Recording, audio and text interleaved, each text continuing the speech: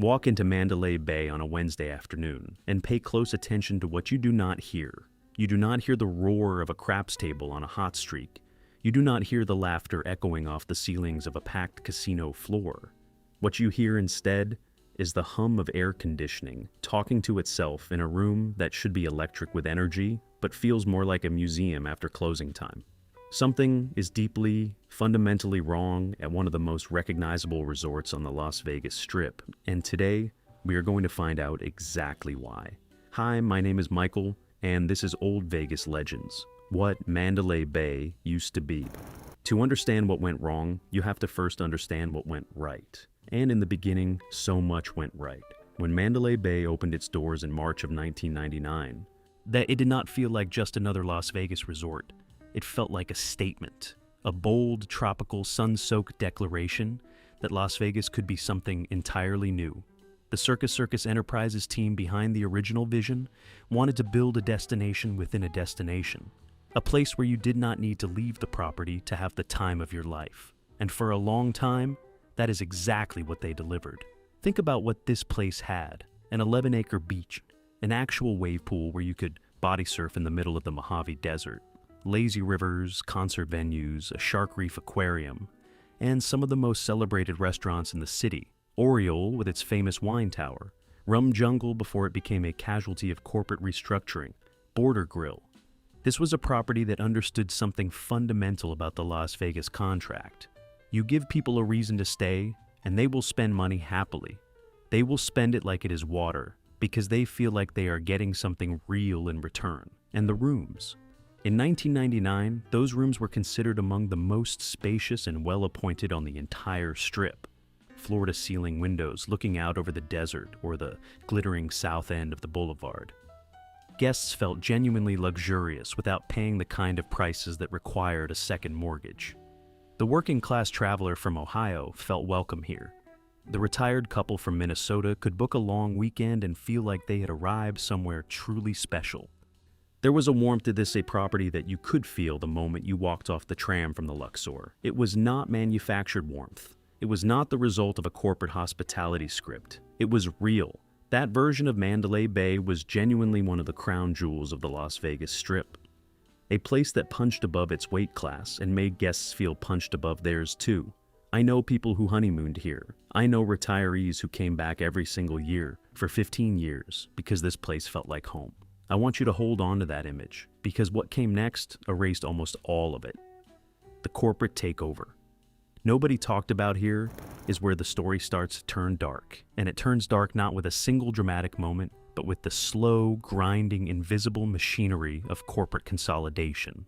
In 2005, OMGM Mirage, which would later become MGM Resorts International, acquired Mandalay Resort Group in a deal worth approximately $7.9 billion. $7.9 billion.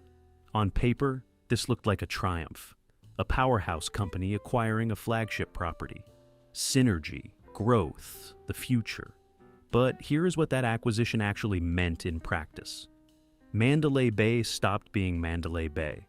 It became a chess piece, an asset on a balance sheet managed from a boardroom in a glass tower by executives who had probably never once body surfed in that wave pool or sat at a blackjack table long enough to learn the dealer's name.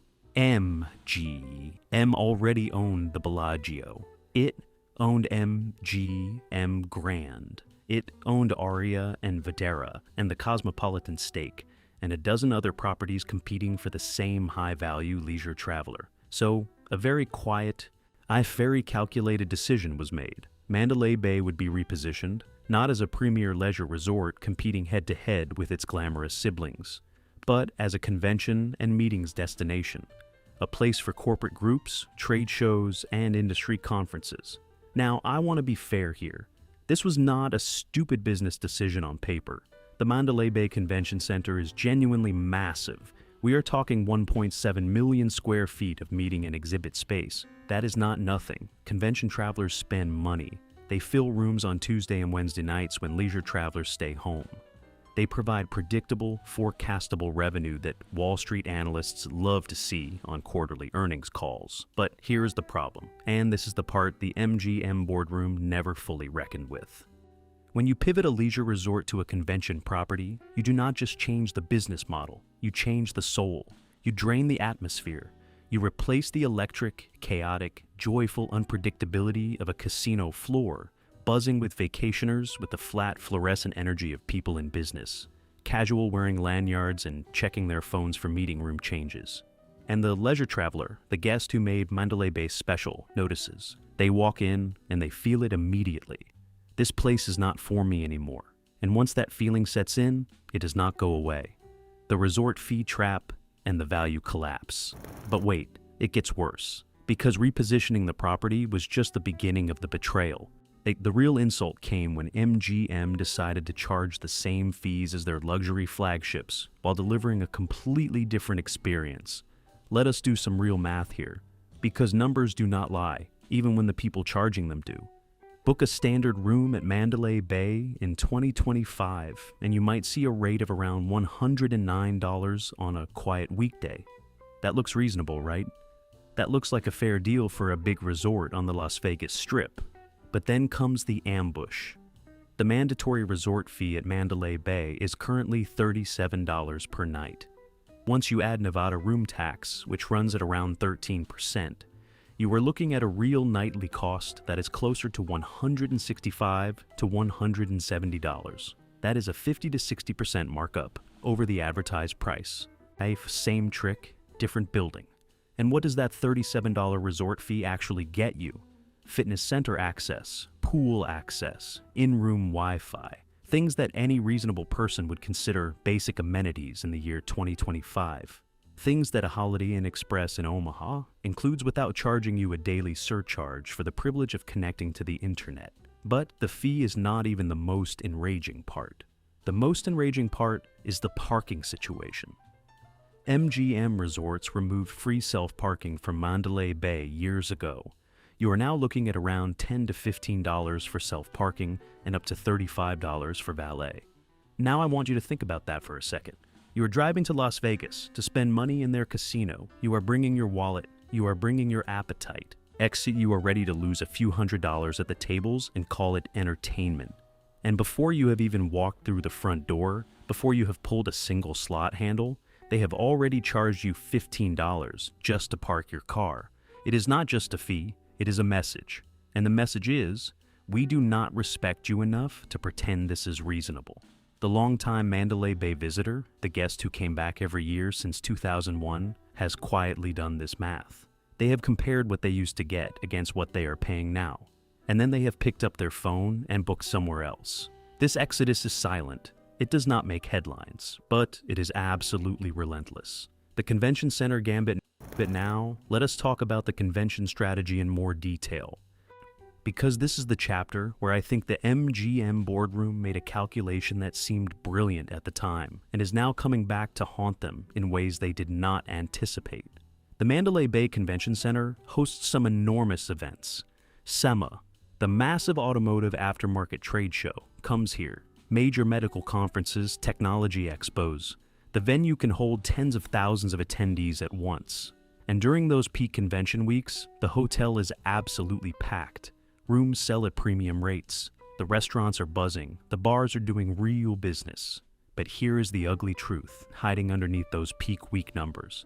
Outside of convention season, the property sits in an eerie, half-empty state that is genuinely shocking for a resort of this size and reputation. Then the casino floor during an off-peak Tuesday feels like a ghost town. Slot machines humming away to nobody in particular. Table games with more dealers staring at their shoes than players sitting in chairs. And here is the deeper problem. Convention travelers are not casino gamblers. I know that sounds obvious, but I do not think MGM fully internalized what that meant when they made this strategic pivot. The accountant from Chicago, who flies in for a 3-day medical devices conference, eats at the hotel restaurant on the company card, and goes to bed at 10:30 p.m. He is not sitting at a blackjack table until 2 in the morning. He is not dropping $400 at the baccarat tables. He is not the customer that Las Vegas was built to serve. Or so, what MGM essentially did was trade a property full of vacationers who gamble and spend freely for a property full of conference attendees who expense their meals and go to sleep early. And now, They are staring at a casino floor that reflects that trade in real time. Empty seats, quiet tables, that hum of air conditioning talking to an empty room. I have to be honest with you here. Sometimes I wonder if anyone in that boardroom has actually walked that casino floor at 9 p.m. on a Monday night and felt the silence. Because if they had, I do not think they could have signed off on this strategy with a straight face. The Route 91 Shadow. There is another dimension to the emptiness at Mandalay Bay that nobody in the corporate communications department will ever put in a press release. And I am going to talk about it because this channel is about honesty, even when honesty is uncomfortable. On October 1st, 2017, the deadliest mass shooting in modern American history took place directly adjacent to this property. 58 people lost their lives at the Route 91 Harvest Festival on the grounds across from Mandalay Bay. Hundreds more were injured. I am not going to sensationalize this. I am not going to use it as a content hook. I am raising it because it is a real and documented factor in travel behavior that affects this specific property in ways that the rest of the Strip simply does not experience. Studies on travel behavior after traumatic events are very clear. A subset of travelers, particularly older Americans, families, and international visitors, all make destination decisions based on emotional associations with specific locations. The south end of the Las Vegas Strip carries an emotional weight for millions of people that no amount of rebranding or renovation can fully erase. Some people simply will not come here. Not because they are irrational, because they are human. MGM has invested in memorials and community support, and I genuinely respect that. But no business decision can fully reverse the psychological geography that October 1st created. It is a permanent variable in the Mandalay Bay equation, and it belongs in any honest conversation about why this property struggles to fill its rooms. The location curse. And then there is the geography. Oh, the geography. This one almost makes me feel sorry for Mandalay Bay. Almost. Mandalay Bay sits at the absolute southern tip of the Las Vegas Strip, which sounds fine in theory until you actually try to navigate Las Vegas as a tourist in 2025. The center of gravity on the Strip has shifted northward over the past decade. The Cosmopolitan, Aria, the Bellagio, Park MGM, the MSG Sphere experience nearby. These are the properties generating social media content and drawing the crowds right now. Walking from Mandalay Bay to the Bellagio is not a stroll. It is a genuine expedition. We are talking nearly 2 miles down Las Vegas Boulevard in desert heat that in the summer months will genuinely try to kill you. And if you think you are going to cab or rideshare that distance quickly on a Saturday night, I want you to think about the last time you tried to catch a ride on the Strip at 10 p.m. Oh, you will age noticeably while you wait. Mandalay Bay built a tram connecting it to the Luxor and Excalibur, which is generous. Except the Luxor and Excalibur are themselves struggling properties that nobody is desperately trying to reach. It is like building a highway between 3 towns that nobody wants to visit. Impressive infrastructure. Questionable destination. The location was not a problem in 1999 when Mandalay Bay itself was the destination. When people came specifically, deliberately, joyfully to this resort. But in an era when the guest experience has been so thoroughly hollowed out that there is no longer a compelling reason to make the journey south, the geography becomes a liability that no marketing budget can overcome. Is Mandalay Bay already dead? So here is where we land. And I'm going to give you the honest answer even though part of me does not want to say it out loud. Mandalay Bay is not dead. Not yet. The lights are still on, the wave pool still runs, the shark reef is still open and honestly still kind of amazing. I will give them that. But the building is running on fumes of its former reputation, while the corporate machinery extracts every possible dollar from a legacy it stopped investing in years ago.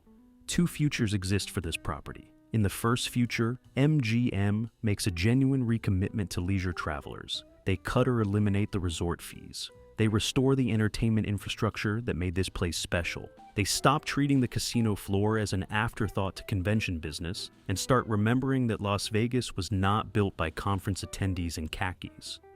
It was built by dreamers with dice in their hands. In the second future, and I want you to hear me when I say this, Mandalay Bay follows the exact same trajectory as the Mirage. it gets managed into irrelevance. The convention revenue slowly declines as newer, purpose-built facilities compete for those contracts.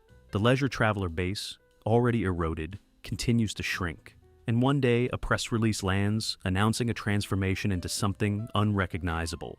Another rebrand. Another corporate reinvention that has nothing to do with the soul of what once stood there. The Las Vegas being built by visionaries is already dead. We have talked about that on this channel before. What we are watching now is whether the Las Vegas built by those visionaries can survive the accountants long enough for someone, anyone, to remember what made it worth saving in the first place. Mandalay Bay deserves better than what it has become. And frankly, so do you. If you have ever stayed at Mandalay Bay, whether it was back in 2003 when it still felt magical, or last month when it felt like you were walking through a beautiful but empty shell, I want to hear your story. Drop it in the comments below. Because in this new corporate Las Vegas, your memories are the only things they cannot put a resort fee on. Yet, if this video made you feel something, please share it. Subscribe to Old Vegas Legends because we are just getting started. I am Michael, and I will see you in the next one.